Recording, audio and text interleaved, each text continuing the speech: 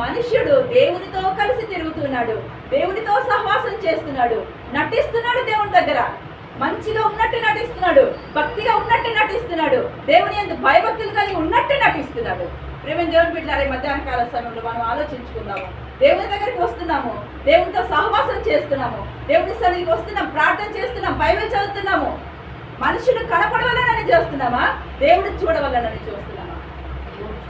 దేవుడు చూడవలనని, మన యొక్క భక్తిని దేవుడు చూసే విధంగా. అందుకనే ఒక గ్రంథం అంట, బైబిల్లో ఒక వాక్యం చెప్తుంది, మనుషులు మెచ్చుకునేవాడు యోగ్యుడు కాదు కానీ ప్రభువు మెచ్చుకునేవాడే యోగ్యుడు. ప్రభువు మెచ్చుకునే భక్తి మనము కలిగి జీవించాలి, ప్రభువు మెచ్చుకునే విశ్వాసం మనము కలిగి జీవించాలి. ఈ ఇస్కరియోతు యూదా దేవునితోనే ఉంటున్నాడు కానీ దేవుణ్ణి అప్పగించడానికి తను కారకుడు అయ్యాడు అనమాట. 30 వెండి నాణాలు తుడిచివాడికి ఇచ్చి అప్పటి నుంచి ఆయన ఎప్పుడు అప్పగించాలా అని తగిన సమయాన్ని కనిపెట్టుకొని చూస్తున్నాడు.